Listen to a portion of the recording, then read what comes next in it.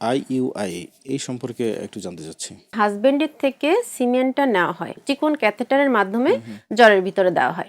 এটা কিন্তু খুব ইজিলি এবং নিরাপদভাবে খুব স্বল্প খরচে করা যায়। বারবার গর্ভপাতের ট্রিটমেন্টটা কি? বারবার গর্ভপাতের যাদের মানে কোনো কজ নেই তাদের ক্ষেত্রে আমরা যেটা করি, কাউন্সেলিং করি এবং রোগীকে আগে থেকে আমরা কিছু সাপ্লিমেন্টও দিয়ে থাকি এবং এখানে প্রোজেস্টেরন সাপোর্ট, তারপর হেপারিন বা এনক্সাপেরিন এগুলো দেওয়া হয় এবং পেশেন্টকে একটু রেস্টে থাকতে বলা হয়। আবার আরেকটা জিনিস দেখা যায় যেটা কমন, যে মিড ট্রাইমেস্টার বা 4-5 মাসের দিকে কিন্তু বাচ্চা নষ্ট হয়ে যায়।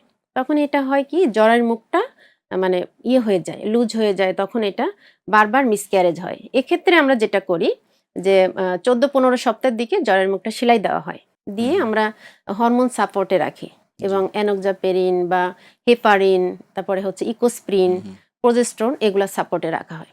এক্ষেত্রে দেখা যায় যে প্রেগনেন্সিটা খুব সুন্দর করে কন্টিনিউ করে এবং সাথে যদি মেডিকেল ডিসঅর্ডার থাকে এগুলো কন্ট্রোল করা হয়। সন্তান ধারণের ক্ষেত্রে একটা আধুনিক চিকিৎসা পদ্ধতির নাম হচ্ছে আইইউআই, এই সম্পর্কে একটু জানতে চাচ্ছি। বর্তমানে আমাদের দেশে কিন্তু যে ইনফার্টিলিটি সর্বোচ্চ যে অ্যাডভান্স টেকনোলজি সবগুলোই কিন্তু অ্যাভেলেবেল। যেমন আইইউআই আছে, তারপর হচ্ছে টেস্ট টিউব বেবি, ইক্সি সব কিছুই কিন্তু আমাদের দেশে অ্যাভেলেবেল। বিশেষ করে আমার সেন্টারেও কিন্তু আইইউআই, তারপর টেস্ট টিউব বেবি এবং ইক্সি খুব সফলতার সাথে হচ্ছে। এই জন্য আমি বলবো যে আইইউআই যেটা, এটাতে আমরা সাধারণত কি করি বা কখন করি এটা কিন্তু আমরা অনেকে জানি না। জি।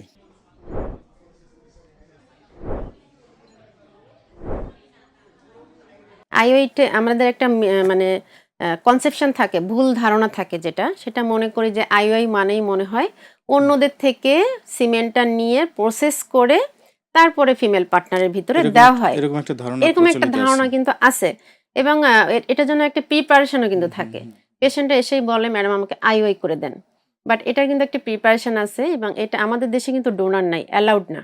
জি। সো এখানে ডোনারের কথা বাদ, আমরা কিন্তু সবসময় যেটা করি যে মেল পার্টনার বা তার হাজবেন্ডের থেকে সিমেন্টটা নেওয়া হয়, সেটা প্রসেস করে ফিমেল পার্টনারের ওভুলেশন বা ডিম ফোটার সময় একটা ছোট্ট চিকন ক্যাথেটারের মাধ্যমে জ্বরের ভিতরে দেওয়া হয়। এটাই হচ্ছে আইইউআই। এতে কি হয়, ভ্যাজাইনা থেকে ইউট্রাস হয়ে ফ্যালোপিয়ান টিউবের অ্যাম্পুলারি রিজন, মানে টিউবের মাথায় চলে যেতে হয় স্পার্মকে। আর ডিমটা ওভুলেশন হয়ে বা ফুটে এমপ্লয়ারি রিজনে আসে, ওখানে সাধারণত বাচ্চাটা হয়, মানে ফার্টিলাইজেশনটা হয়। এক্ষেত্রে আমরা করি যেটা, সেটা ক্যাথেটারের মাধ্যমে ইউট্রাসের ভিতরে দেওয়া হয়, যেটা মানে স্পার্ম এবং ওভাম দুইটা যে ফার্টিলাইজেশনটা খুব ইজি হয়ে যায়। এটাই হচ্ছে আইইউআই। এটার খরচ কিরকম পড়ে? এটা কিন্তু খুব ইজিলি এবং নিরাপদভাবে খুব স্বল্প খরচে করা যায়। খরচ খুবই কম। এটার সফলতার হার কেমন? এটা সফলতার হার প্রতি সাইকেলে হচ্ছে 20%। আরেকটা জিনিস, আমরা কাদেরকে আমরা আইওআই করব, কাদেরকে টেস্ট টু বেবি করব, এটা কিন্তু আমাদের জানতে হবে।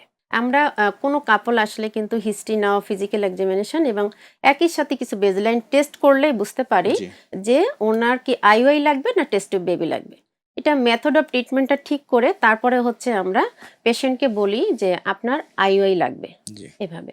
এখন মেল পার্টনারের ক্ষেত্রে দেখা যায় যে মাইল্ড মেল ফ্যাক্টর ইনফার্টিলিটি, যেমন স্পার্মের কাউন্ট একটু যদি কম থাকে বা একটু মোটিলিটি কম থাকলো, এক্ষেত্রে আমরা অ্যাডভাইস করি, বা অনেকে দেখা যায় যে বিদেশ থেকে 2-3 মাসের জন্য আসতে, তখন আমরা বলি যে আপনি আইওআই করতে পারেন।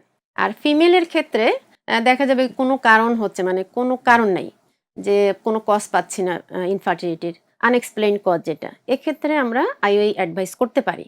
এবং দেখা যায় যে আমি আগেই বলেছি পিসিওএস, যেখানে ওভুলেশন হচ্ছে না, মানে ডিম বড় হতে চায় না এবং ফুটতেও চায় না, এক্ষেত্রে আমরা যদি ওষুধ ইনজেকশন দিয়ে ডিম বড় করি এবং ওভুলেশনের টাইমে আইওআই করি, তাহলে কিন্তু বাচ্চা হওয়াটা ইজি হয়ে যায়। আরেকটা হচ্ছে সার্ভাইকাল ফ্যাক্টর। অনেক সময় দেখা যায় যে সার্ভিক্সের প্রবলেম, স্টোনোসিস বা মিউকাসাল প্রবলেম, তখন কিন্তু আমরা এটা কি করি, আইওআই অ্যাডভাইস করি।